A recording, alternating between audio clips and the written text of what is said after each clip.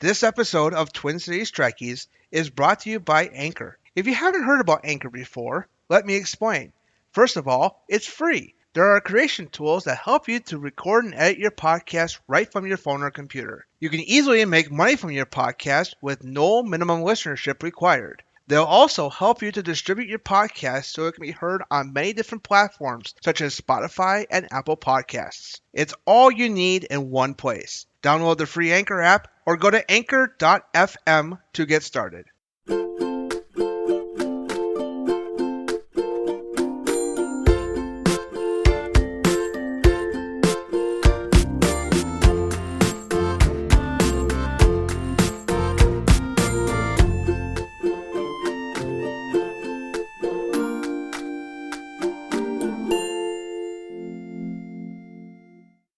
All right. Welcome to episode 7 of Twin Cities Trekkies. I am Wes. And I'm MacKenzie. And today we're going to be talking about Star Trek Strange New Worlds. They just announced exciting. They just announced this week they're in production on the first season, which is kind of knew it was happening already. But it's okay. Now we have the official announcement that they are starting filming season 1 of Strange New Worlds. So all those characters we saw from season 2 of Discovery, Mr. Spock, Captain Pike, and Number 1, they'll be back. And I think it's like the longest concept of series order in history because we have the original, because that's what the original pilot, that's what it's supposed to be sold on, and it didn't get sold. So now we got this, so it's like 55. Yeah, it's exciting to see that reprised and given it another shot, because that's probably the most disappointing aspect of Star Trek history, is that first episode being like so much hope about how to portray what the future could be like, and then just seeing it shot down because of the times. Yes. And now to see them be like, you should have returned, like, this should have happened a long time ago, and I'm super happy about it. And I like that they actually are sticking with the like reprised roles of season 2 in Discovery, like keeping those characters, because that was one of the things, like when I first heard about it, I'm like, are they going to keep like each of the actors? Like, I'd assume they would, right? Mm-hmm. Yeah, so how to get in touch with us is tctrekkiespodcast@gmail.com is our email address, so feel free to send us an email. Definitely, we like to I would read your email. Obviously, we'll read it on a future episode. Obviously, we can also you can also reach us by going to the Facebook page, facebook.com/tctrekkiespod, which is also the handle on Instagram. I know that like I got a few. I mean, it's small. Our audience is small, but we want to be bigger. So we are available on pretty much every platform you can think of: Apple Podcasts, Spotify, Google Podcasts, Apple Podcasts, everything imaginable. You can pretty much find us anywhere. On TuneIn too, which is pretty nice. I think TuneIn is the only one that gets it on time. Really? Yeah. No offense to the other platforms that are on our that carry our podcast, but I think they're the only ones that get it on time. Which episodes are dropped on Wednesday morning at midnight. So midnight Central Time. So if you're listening on the East Coast, it's 1 a.m. and it's on the West Coast, it's 10 p.m. at Tuesday. So I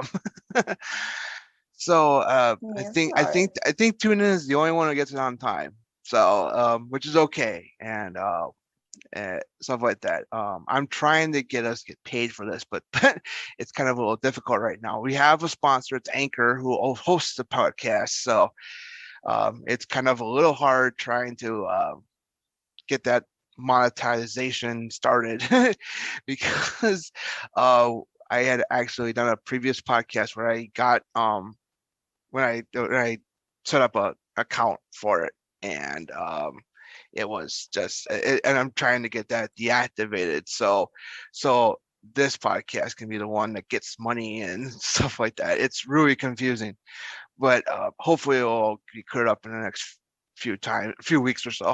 Hopefully, Yeah. but I'm trying. So, but that's okay.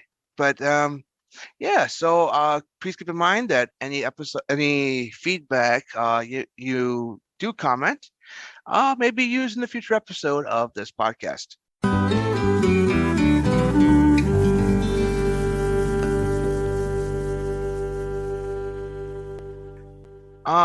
Speaking of feedback, we do have some feedback from episode 4, which one was about our fandom, the fandom analysis that we did, which um it was Jim Stoffel again. he said it was like the best one he's heard of us so far. So the best one yet. So yeah, so 5 episodes are now. Yeah. Thanks for that feedback. Yeah, thank you for that feedback, Jim. Much appreciated. I know. Yeah, it's crazy. He's pretty much been the only one other than other people too, but that's okay. Yeah. But gotta start gotta engage people a little bit more. Yeah, part of the fun. Yeah.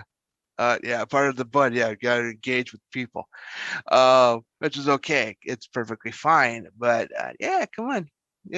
I want more. I know we want more. And we now have 5 episodes out as of this recording. Episode 6 will be released this week, which will be March 24th, as of this recording. So it's technically the first day of spring. So happy spring. So the 21st is when we're recording this. Exciting. So happy first day of spring, everybody. We made it. Yeah, we made it finally after a long winter. But it was kind of like a mild winter up here in Minnesota. So yeah, it's been very thankfully early on got all the snow out of the way, but we haven't had very many super cold days. So I can except for the first 2 weeks in February. So yeah, we always get one cold snap. Always one of those gnarly cold snaps that happens, but yeah, it comes with the territory, obviously. Yeah, so we're all ready for it. Yeah, so any people who are listening who are outside of Minnesota, if you want to come experience that bone-chilling cold, come up here during January, early February. So yeah, or just that you could have attended the Super Bowl years ago. Yeah, it's a great example of bringing the entire nation to the coldest heart of the United States. Yes, yeah, the Super Bowl a few years ago, yeah.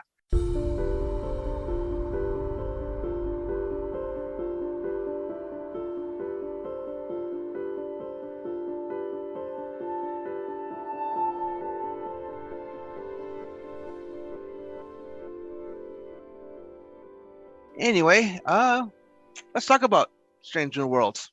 Were you ever aware of? Let's first talk about the petition. We had the second season of Discovery comes out.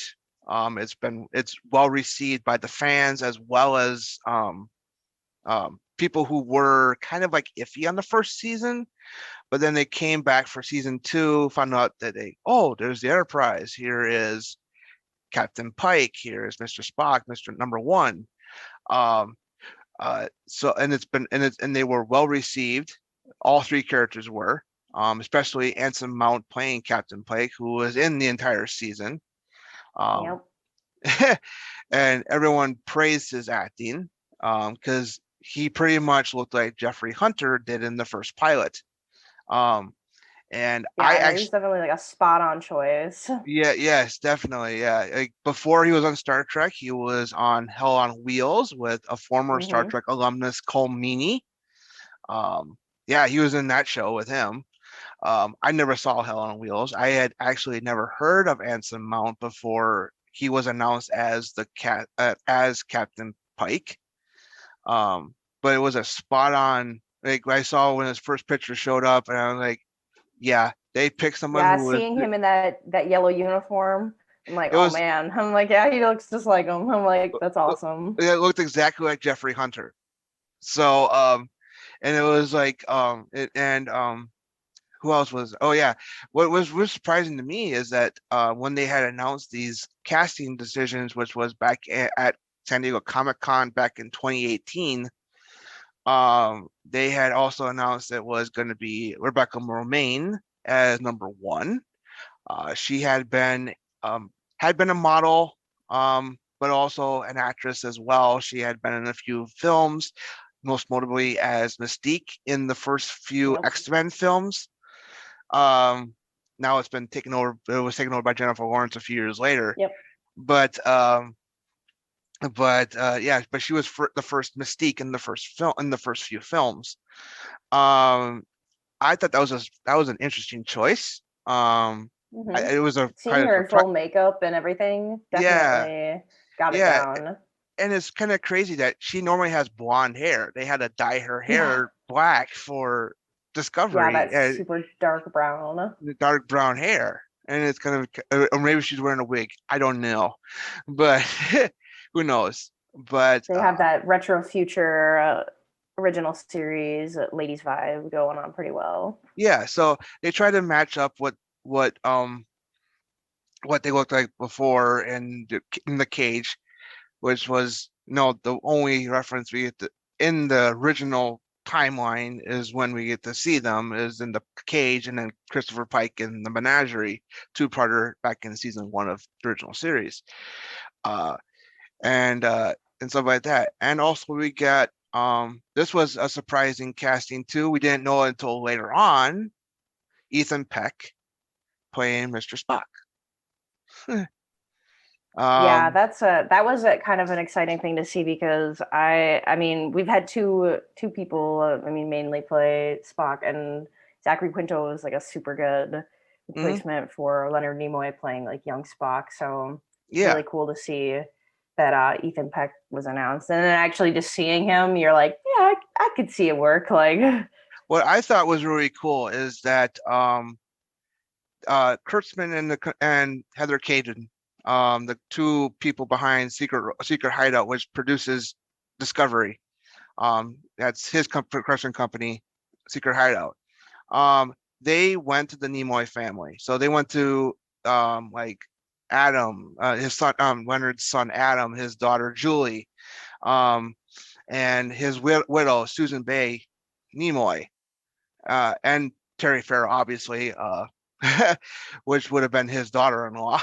Uh, um, yeah, they went to them and said, "Okay, here's what we're thinking to cast Leonard's character of Spock.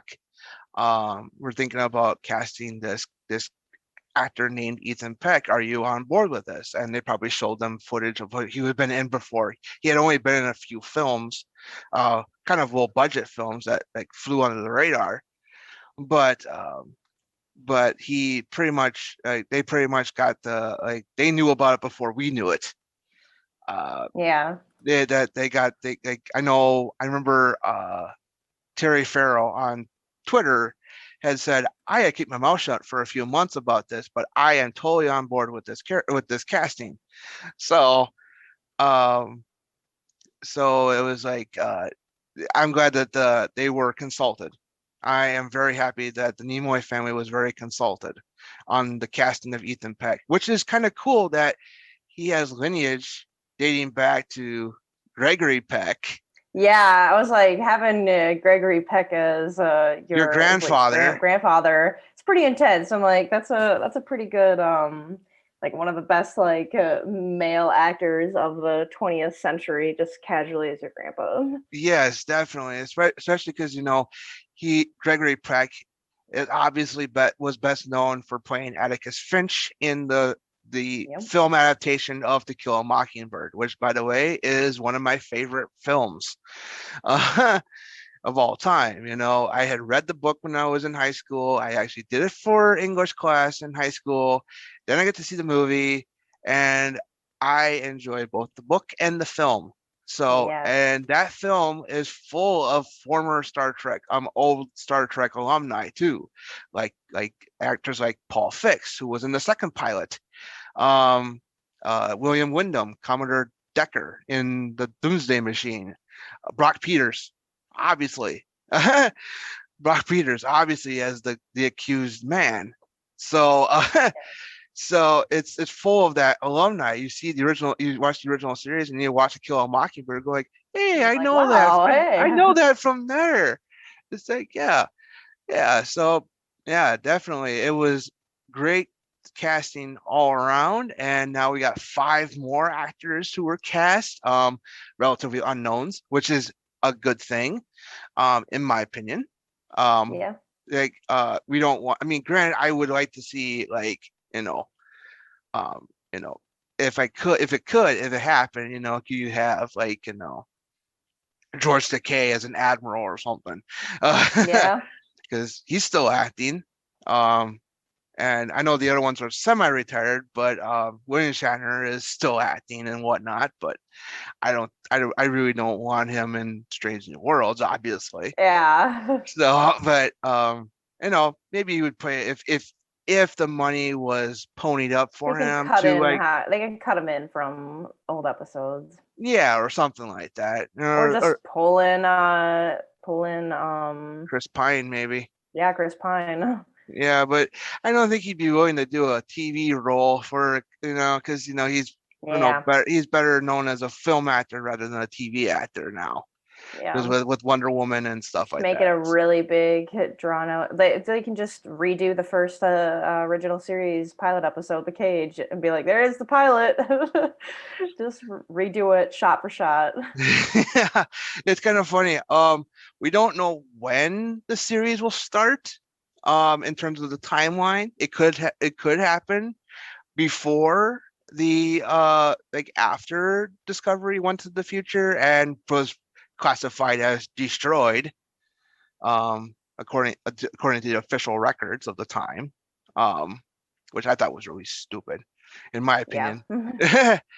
But Yeah. I understand why Same they opinion. keep it secret. I understand, but Yeah. it was considered destroyed. We don't know when it will be destroyed, or when it will be starting. It could start after that. Granted, you got a little branching off point in the final few minutes of the season 2 finale of Discovery. That's pretty much a good jumping point. Yeah. Um, I know that footage from the cage was used in the was used as like a recap of one of the season 2 episodes. I think it was called, in if memory serves. With the Telosians, you know, I think the Telosians could come back somehow. Yeah. Be like, somewhere, like, in there, because that episode won Emmy Award for original makeup, the best original makeup. Which is, like, I liked the redesign. I thought the original design was like they got butts on the back of their head, but this Yeah. one was more alien to me, and I actually enjoyed that compared to the original Telosian makeup from the '60s. Yeah, they have like a much more like defined look to them in the newer series rather than this like giant cranium. It's like, hey, there's actual like structure that kind of makes sense to what Yeah, they're supposed to be. Like, yeah. So yeah, we got footage from that pilot and for the recap, which was actually kind of nice to see. It was kind of really interesting how they recapped the cage in like whatever, about a minute and a half, you know.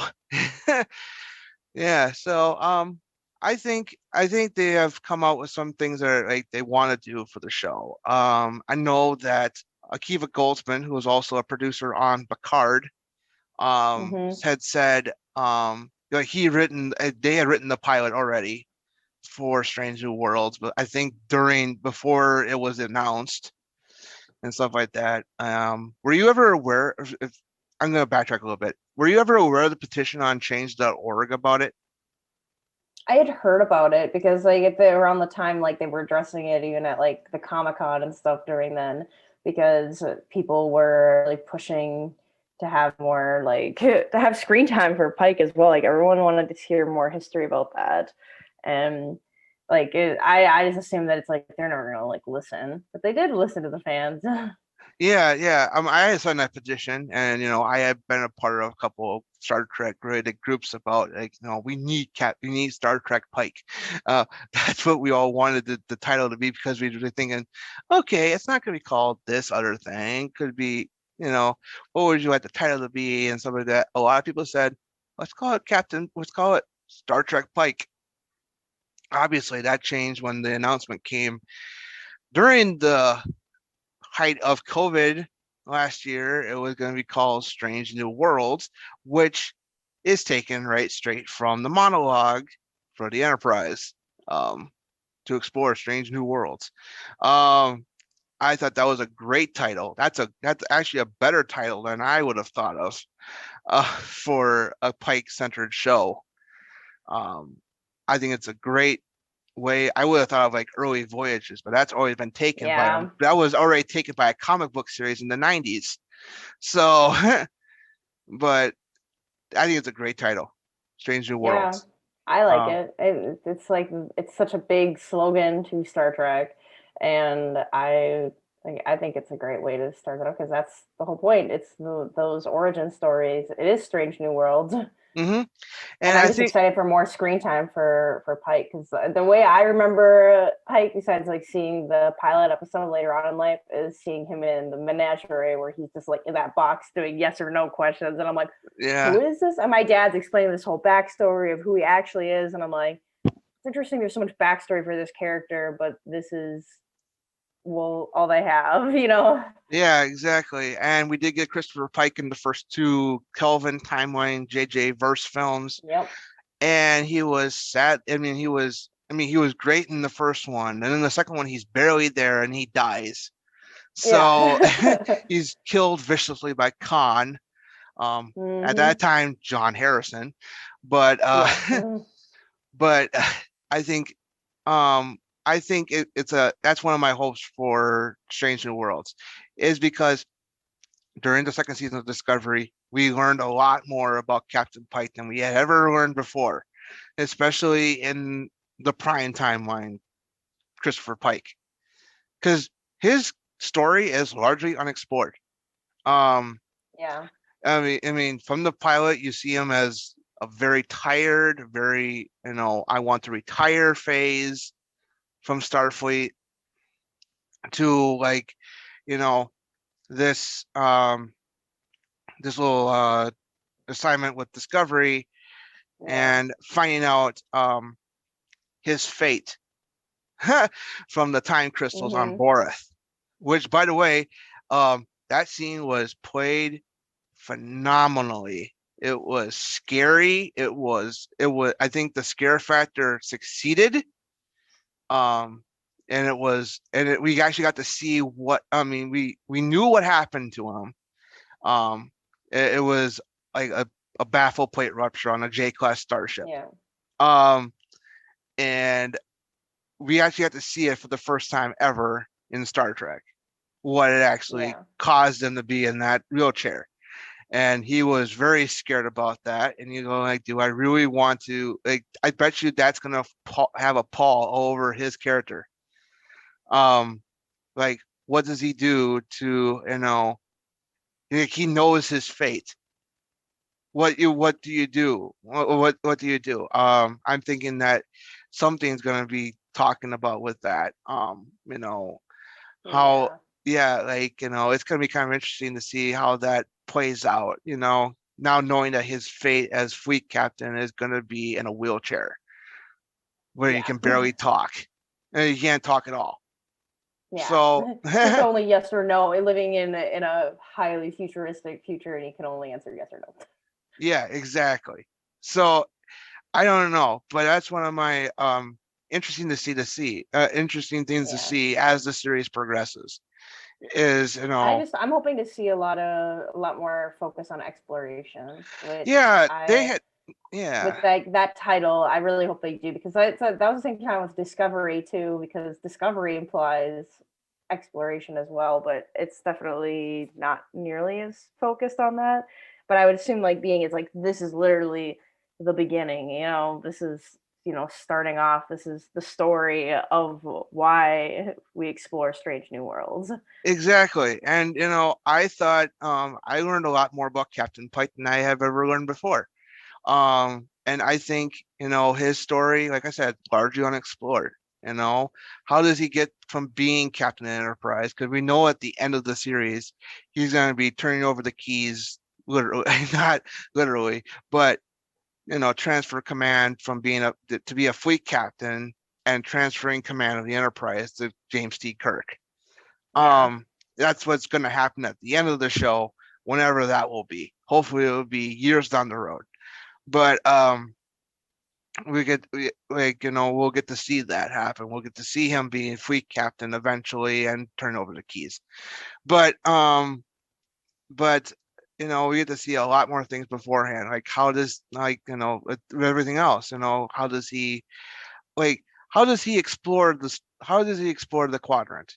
I mean, because Kirk did a lot of things differently than probably Pike did, and Yeah. and then you know, there's one character I hope we get to see sometime is Robert April, the very first captain of the Enterprise. Granted, he was only seen, according to non-canon, in the animated finale. That one when he was voiced by James Doohan, the very first captain of the Enterprise, Robert April. His only official picture is an airbrush, is a picture of Gene Roddenberry in the Yeah. in the cage uniform. That's his only appearance canonically. But I will be able to see him somehow, Robert April, somehow, because we don't know April, we don't know Robert April, Yeah. you know, or There's so we many don't. characters that they've mentioned in passing to kind of fluff the Yeah, timeline, and it's like, well, maybe we should focus on that, right? If this is going to be a true prequel, like, yeah, make because I sure that we know. actually show that. Yeah, exactly. Because I remember from episode 5 of season 1 of Discovery, Choose Your Pain, because Saru was acting captain while Rorka was being held prisoner by the Klingons. He pulled up all the legendary captains who had been living or deceased. One of them was Robert April listed. So along with Christopher Pike and Jonathan Archer and William Decker, Matt Decker, and Philippa Georgiou. So we get to see Robert April in there as well. And I've heard a rumor. I know this is just a rumor, folks. Rumor that there may be some kind of a passing of the torch um kind of thing happening too. Um, Granted, the Berman era shows did this, and I know when Discovery was in its nascent stage, right before they were gonna start filming or stuff like that. When Brian Fuller was still the showrunner, he had approached Scott Bakula, who had played Jonathan Archer on Yep. Enterprise, to do a passing of the torch, so to speak. Um, and I think Cool. that could potentially happen. I mean, we could see Jonathan Archer again. I mean, I wouldn't mind seeing him again. Granted, Yeah. he'd be really old not by that time now. Yeah. He'd be well in his 150s by then. But Yeah. Star Trek has shown that age doesn't matter. It's just a number. Yeah.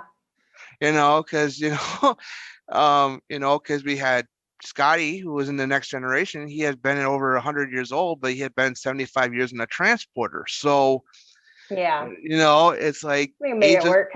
age is just a number. So no matter what it is, and I it would make think what. interesting thing talked about with Star Trek technology is things that go unaddressed or implied, like people with their ages and things. And it's like, is that something that people just kind of assume that, hey, you want to stick around longer? You can definitely live past the regular life expectancy of your species if you Yeah, want. yeah, Like, yeah. Like Vulcans go over 200 years old. So, yeah. but that doesn't matter. But it's just age is just a number. So Mm-hmm. in Star Trek, so it makes sense. So I could see Scott Bakula returning if the money was right. Obviously, I Yeah. mean, right now he's playing Dashus. What's his name? Uh, I forgot his name now. Cassius, Dwayne Cassius, in NCIS New Orleans. That series just was announced by CBS that right now is its final season. So it could potentially happen. They could wrap up production on NCIS Los Angeles and LA, not NCIS New Orleans, and then he could potentially be on a plane to Toronto to film scenes as Archer. Who knows? Um, that's something that could be happening. I mean, I wouldn't mind seeing him pass off the torch, so to speak, to the next generation of explorers, so to speak. Pardon the I pun. feel like that it'd be nice to see. It's like something where you can really tie up Spence and like that's something too, just to like tie together so many different series in one being like this is where it's actually embedded timeline wise. Yeah, exactly. Yeah, definitely. It would get some sense of where it is too. You know. Um, Another hope for the series, I know you said about the exploration and stuff like that. I remember they're saying like a week or two after it was announced, Akiva Goldsman, who is one of the executive producers of Strange New Worlds as well as Picard, um, he had said that they are trying to be more episodic, which actually is probably a good thing because we want variety because we have the Star Trek universe exploding right now on Paramount Plus. I mean, Yeah. we have Gotta two adapt to the streaming world. yeah, we have two serialized shows, Discovery and Picard. We also have like a standalone kind of show, which is Lower Decks. Um, but we need an episodic show because that was one of the things that I know a lot of fans have had a problem with Discovery and Picard for that reason was Yeah. because it's not episodic enough. I mean, I wish I wish it would be a show like they did for the final season of Enterprise, which was they had like story arcs and it just lasts like two or three Yeah. episodes, and then it would do like a standalone here and there. I mean, I I'd think say that almost format like all the works. series were good at doing that. At least like I mean, like Deep Space Nine and Voyager, like there's like an overarching Hmm. story, obviously, but you can still watch a lot of those episodes and be able to just like out of order and understand what's going on too. Yeah, and that's why I'm thinking that's what they're probably doing is trying to make it more accessible for fans who like don't want to watch the entire season through and through. Yeah. Um, so you can like jump right in. So like pretty much like the Orville, for example, right now, Yeah. which was episodic to begin with. Hmm.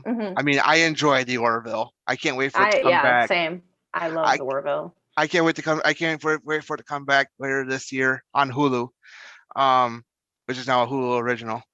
Which I Yep. know, talk about fandom culture, like it's now behind a paywall. Why is Star Trek behind a paywall? And it's like Yeah. now you're getting that same kind of feeling now with the Orville. So Yeah.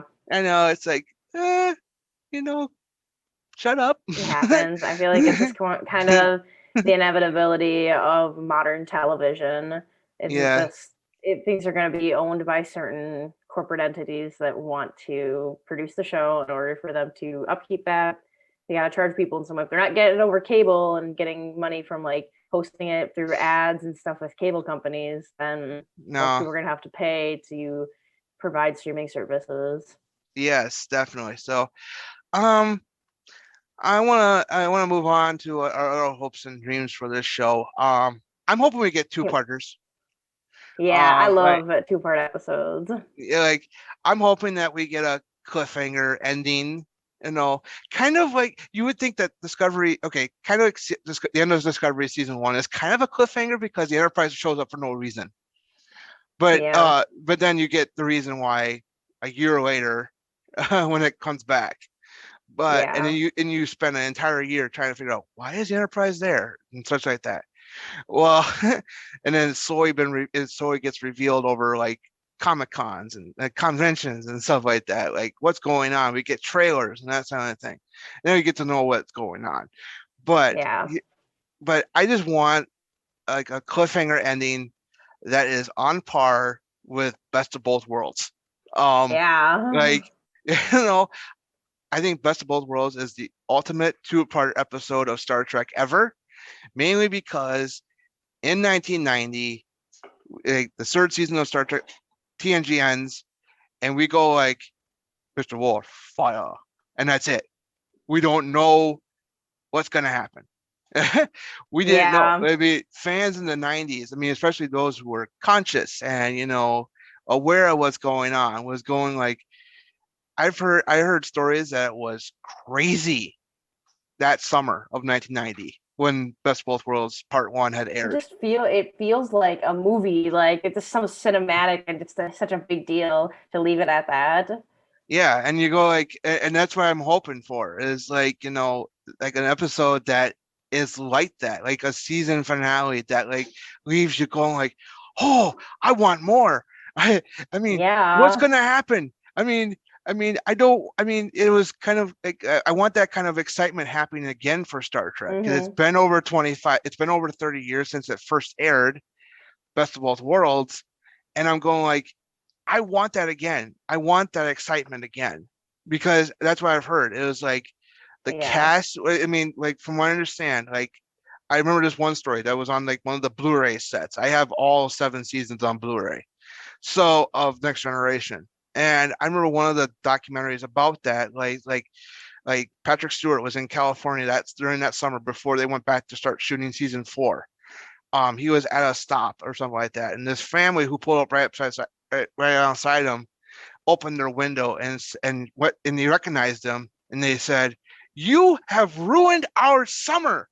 Yeah. I Come remember that. back, Picard. It's like, it was like that's what I'm hoping for is like an episode, like a cliffhanger finale that's like that, just that epic that you go like you want more. You want to know what's going to Yeah. happen.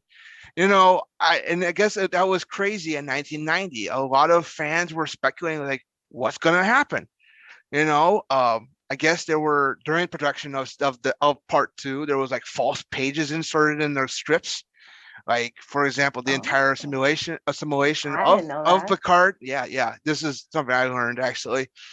There was some false pages that were inserted in the scripts of part 2, just in case the fans had gotten a hold of it. Um, Man, jumping through and hoops to keep and the people in suspense. fanzines and the fanzines like Starlog magazine, which was a big thing back in the 90s. It's not much, and you got all the stuff on the internet now, but Yeah. back then, you only knew about what was going on through those fanzines, like Starlog, the official Star Trek official Star Trek fan club magazine, stuff like that. So from what I understand, there were false pages inserted for part 2 script. Like the whole entire thing was made up by Q, yeah, that kind of thing. It was, from what I understand, it was nuts. Yeah, I mean I'm that's on the production. exciting. I'm on the production staff for Next Generation in season 4, especially for part 2, because you know no one knew how it was going to end. No one did, other Yeah, than and it's like, Michael. how do you keep your mouth shut if you do find out? Like, that's tough. Like, it makes me think of with like the later Star Wars movies where they literally like Daisy Ridley and stuff like did not actually know her outcome because they were just like, we're gonna keep it from everybody pretty much until we are filming this because we don't want people to really know what the outcome actually is. And I'm like, dang, they're Yeah, really trying to keep those things secret where they just, where you have to even like hide it from the actors and stuff, especially in the age of social media. I feel like it is something where you kind of have to play that game. Like, kudos to anyone that is part of keeping a secret like that for so long. yes, definitely. Yeah. I enjoy that. Don't get me wrong. Spoilers don't bother me. Yeah, So, same. they don't bother me. So, I read spoilers for anything I like and enjoy. Like I kind of had a feeling that like about Star Wars. I kind of knew that this was gonna be happening. With Yeah. Palpatine being back for the Rise of Skywalker. I kind of figured Like that that has to have something to do with it. Yeah. that has something to do with it. And I'm going like, yeah. So I kind of like I don't mind spoilers because Yeah. for me spoilers don't matter because it makes me enjoy the show, enjoy what I watch a lot more. Going like, Yeah. hey, I I'll just knew read that. about it. I If like I that. learn about something earlier than when I actually see it, I'll just read about it and be like, "Oh, cool! Like I didn't realize that's how it was going to end. Let me go fill in the details by watching this thing now and Yeah, figure out why that is the case." yeah, exactly. That's what I said. But spoilers don't bother me. So I'm fine with that. So, like I said, I hope that Strange New Worlds does an episode just like that. Does like a cliffhanger just like that, that leaves you wanting more. You don't know what's going to happen next. And that's what I'm hoping for. At least, I am also really pumped about seeing what they choose for the like theme music. Like, having Jeff Russo as like the kind of like the big orchestral music producer for the latest Star Trek series. It'd be interesting to see how I don't know, like I'm just curious to see how they're going to choose a theme. Like, how are they're gonna be snazzy and like crazy like the original series, having this whole like jazzy orchestral piece for the beginning, or is it going to stick more into that really heavy orchestral work, or like is it going to have it, because they're focusing a lot on that 60s retro future styling for the production of it, and I'm like, are they gonna do something similar to the original series theme? Maybe, I don't know. Maybe. Yeah, that's actually interesting to talk about, because are they going to do the monologue? The space, the final frontier. Is it going to be? They literally say the title in it. I'm like, who's gonna say it? What's it gonna be? Yeah, exactly. And it's going to be interesting to see. I mean, I have a feeling it's going to be kind of similar to what they did for Next Generation. That'd be kind of interesting if they did like a similar kind of title sequence they did for the original series and the Next Generation. Like a flyby kind of thing. And fly by Earth. Come on, guys. Yeah. Look at it. Yeah, it's been kind of interesting to see what happens with that. I mean, yeah, we don't know if Jeff Russo is going to be doing it either. We don't know who's going to be doing music. That's why I just kind of figured he probably would be like. Yeah, he probably would be doing that. Having discussions with everyone, like. Yeah, because he is the main composer for both Discovery and Picard. Yeah. So, he had handed off. He was interested in scoring Lower Decks, but it was actually a friend of Mike McMahon's who ended up doing it. I forgot his name now, but he ends up doing the music for Lower Decks, which actually is really awesome. Yeah, and I'm like, hey, maybe hit them up. Yeah, his music is the person who did the music for Lower Decks is awesome, especially for the title sequence, which was tongue in cheek, obviously. That's what I mean. That, to me, is what it's important, because I want a title sequence where I'm not constantly having to hit skip. I'm like, if it's good enough, it's like I'm gonna listen to this every time. I like it. Yeah, exactly, and unfortunately that's the only one I have a problem with is Enterprises. But man. I always just skip. I always have a love-hate with it. It's so out of place with the rest of the series intros, but I'm like, at the same time, it's got its own really unique take. But from what I understand, they wanted U2's "Beautiful Day" for Enterprise. Really? They wanted the YouTube song "Beautiful Day." I have never heard that song, but I heard it was perfect for the title sequence. But unfortunately, it was all the money that prevented them from doing that, and we ended up having the Faith of the Heart song.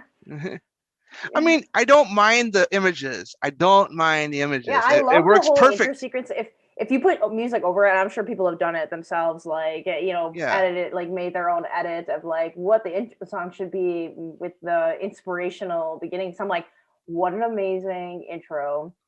But man, this music definitely is not vibing right with the scenery. No, it's not. But then it almost became this thing that I love, though, because it's endearing because of just how ridiculous it is, that I'm like, I don't know, and it's hard for me to unsee it now because it's something that I laugh about every time I see it. But at the same time, I'm like, I don't know if I'd have it any other way. Like, yeah, and I thought, okay, I'm thinking about other things I'm hoping for. We don't know very much about number one. Yeah. We don't know much about her story. Why is she this cold, calculating woman? Mm-hmm. When between the first and second pilot of the Cage and Where No Man Has Gone Before, when they had dropped number one because of sexism, they Roddenberry had put those attributes to Spock when they did where no man has gone before. So somehow way more acceptable in that sense. It's like he has to be an alien to be this calculating, and he's got to be a guy. So they had changed they had totally ditched number one, and now we get her back. We don't know much about her story at all. We don't know. I'm hoping we get to learn a lot more about her, where she comes from, that kind of thing. How did she become number one? That'd be kind of cool to see. I want to see more. I just want to see a lot more of like Spock's dynamic with Pike too, because obviously like he's super close with Kirk later on, and they're best friends. But I just want to see that dynamic more played out, and also just how is Spock not being number one? Like, how is he gonna be? Does he treat the number one respectfully during it? I would assume he would. Does he ever? Is this gonna be a big logic battle of how their personalities are so similar? Like how it's gonna play off? Yeah, definitely. I would enjoy that, but there's one thing about Spock that I know that was in the cage that needs to be in Stranger Worlds. Is because he has not full control of his emotions yet, so he is kind of shouty.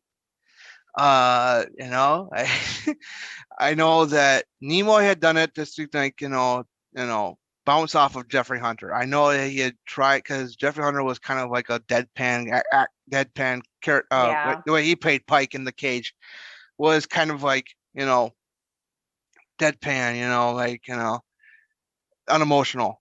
Whereas Spock decided to be like, ironically enough, Nimoy did that just to play off of Jeffrey Hunter. But we got to see a little bit of the shouting in one of the short treks, the very first one, Q&A, and he's a Ensign Spock reporting for duty. No need to shout. But unfortunately, he did in the cage a lot. Nimoy had done a lot of shouting as Spock in the first pilot. Do we get to see more of that? I mean, I want to see shouty Spock. so I can always appreciate a shouty Spock for sure. It's like, because he did that. I mean, he did that in the cage, and he did a little bit in the very first regular episode too. I noticed that he did that in the Corbin Wright maneuver. Like, stand by the photograph. It was just that, and okay. But no, I have a lot of expectations for this, and I hope that they do not. They do not. I mean, I don't think they'd mess it up. I think they have a really good storyline that they can dig into. A lot of people have been expecting this. Like, expectations are obviously high for it, but with the cast already, the unique thing about starting this up is that it's like these guys have already played their characters on screen and have been enjoyed as people playing those characters. So really now they get to build off of characters that people have already come to accept being played by these actors, and people have wanted a series. So this is something like true fan love, where they really wanted a series with these characters, and now they're going to get it. So I think it's going to go pretty well. Like, and hopefully maybe they'll do a lot more like scouting with fans and figuring out like what they want to see in here, like having it a lot more oriented towards the fan base. Like, what do you guys want to hear? What do you want to see happen? And maybe digging into the community more on a lot of the backstory of these characters. Yeah, that's what I'm hoping for too, especially with these new characters too. These new actors who were cast. We got to see in the intro video that they had started production. We don't know who they're gonna play. Yeah, but we have no characters yet. Yeah, we don't. And do we get to see other characters that were like, were in the cage? I mean, granted, Yomic Colt was kind of retconned in the final episode of season 2. She is like a red, scaly alien now, as opposed to a human redhead. So, do we get to see that again? who knows? Do we get to see why she was at? Who knows? It's gonna be interesting to see. We don't know a release date yet because granted it just started filming, but hopefully by the end of 2021 or Yeah. early of 2022 on Paramount Plus, obviously. Yeah. And that's what I'm hoping for. By that time, most Maybe they'll everybody do in a the world, short of it again. Maybe they'll do another Star Trek short, like maybe they will. a, a Yeah, little like because they kind of do that, like biding the time, like between seasons or like adding something in. And I'm like, hey, you literally have the cast for this. Like, I mean, you could do like yeah, a little short since that's like a nice format of like here's a little episodic thing yeah. that you guys can enjoy. Yes, definitely. And I enjoyed that.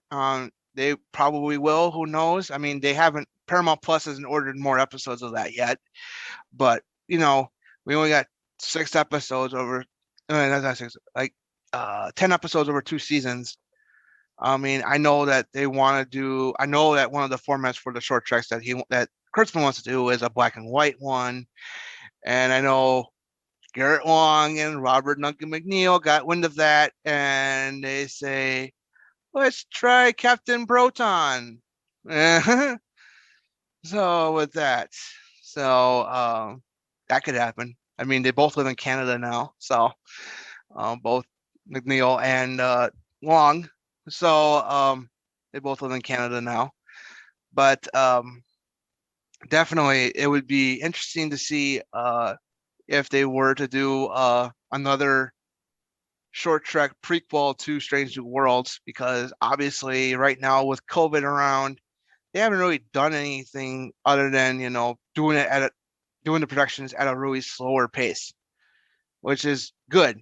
We want them to do good and stuff like that. And now we got 5 shows in production, 2 animated, Which, 3 live oh action. man, So much Star I've been Trek. so excited about Prodigy, and like nobody knows about it. I feel like everyone I've mentioned it to, they're like, "The what? Like, what are you talking about?" And I'm like, Yeah. "Oh my gosh, it's so exciting!" I love Janeway, and I'm just like, "This is sweet." Everyone's like, "Huh?" Like, I don't know. I haven't heard anything, and I'm like, "Go on the internet, read about it." I'm so excited. Yeah, oh yeah, that's gonna start. I think it's gonna start. I think it's gonna air this spring, if I'm not mistaken. Like pretty soon. Because they've already finished season 1. From what I understand, I mean, at least they've finished recording the lines for season 1. We don't know about Prodigy that much, which is a good thing. We Yeah, don't want. We only know who's gonna be in it. We only know 2 actors who are gonna be in it. Um, Janeway, obviously, played by Kate Mulgrew, which was an interesting correct. surprise. Yeah, Um, pleasant surprise. I'm like, yeah, I'm so excited about that. Because that's the biggest question when I mention like Prodigy and being like, this is gonna be really exciting. It's an animated, yeah, an animated series, and it's gonna have Captain Janeway. And most people are like, oh, like if only they get their Captain Janeway. And I'm like, but they are. That's the whole beauty of it. Like they actually have Kate Mulgrew voicing her, so it's gonna be yeah, cool. yeah. And I kind of hope that it'd be. I mean, I kind of wish she was in Picard first. Um, Instead of was that Clancy, Admiral Clancy, Yeah. in Yeah, it's a little bit Picard. like, come on, we got 7 of 9. Why not Why? Janeway? Why? Yeah, I'm like, dude, those two at the end, inseparable. Yeah, Like, exactly. I was like, yeah, it would be. I mean, it would have been interesting to had it been instead of Admiral Clancy, but Admiral Janeway telling him the sheer yeah, effing hubris, and yes. it would have been interesting to hear that out of Mulgrew's voice rather than. Oh, I can Uh, hear it. I can I, just like I, hearing those words. I can hear it. yeah, I could hear it too. It's like where it tells Picard to shut the f up. Yep. It would have been interesting to see that as Janeway rather than Admiral Clancy. Yeah. But definitely, we got Kate Mulgrew as returning as Catherine Janeway. We also got, from what I understand, I mean, he was a little confused by it, but William O. Campbell as Okana, from the outrageous Okana from the season 2 episode of Next Generation. I mean, it's been over 30 years since he played that role. He's done a lot more things since then, Yeah. but it's interesting to see how that's going to play out. I mean, and we don't Yeah. know who's voicing that crew. There's like 5 different characters there, including this one big giant pink scaly character. Yeah. I'm excited. I hope he plays like Patrick Star from SpongeBob. Yeah. Because That'd be it just reminded me when I saw that character, it immediately thought, oh, is this gonna be like Patrick Star from SpongeBob? I hope Because so. It'll be I would interesting be to see like that dynamic they laughing. take. It'd be so Yeah, like great. I mean, because also it'll be interesting to see how oriented like what they take as like a kids show, because I feel like a lot of kids shows today are like really inspirational shows Hmm. and really well thought out. They're not as like kid shows the same like that same thing that's entailed like when you're not talking about like 90s cartoons or something.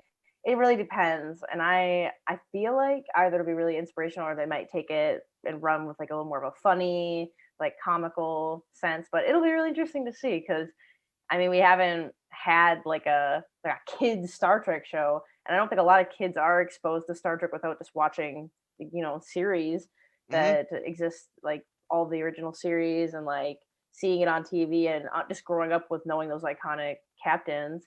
But it'd be cool to just have this like show where you'd be like, hey kid, Captain Janeway, like you like that show? You like Prodigy? That's cool. Like, Okay, and I'm go to excited this to see how they show. make the characters.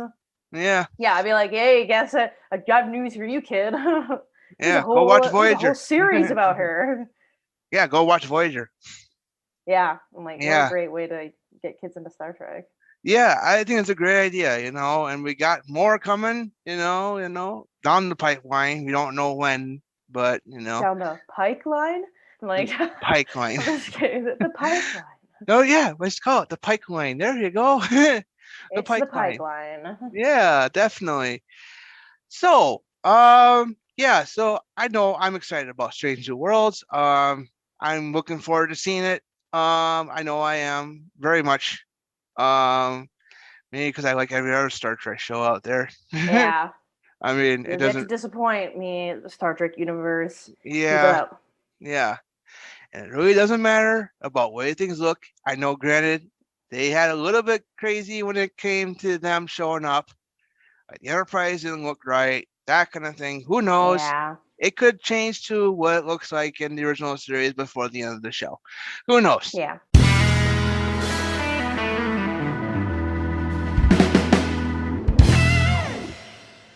Yeah, definitely. We should wrap it up. Is there anything else you'd like to add? No, I'm just ready to hear what other people think about the news, and Yeah. I encourage people. Maybe we'll put a poll out about, or like a question about, Yeah. what you guys are most excited about with the new series, or are you not excited at all, and why not? Like, I want to Yeah. hear how people are interpreting this. Yeah. So I guess that's it.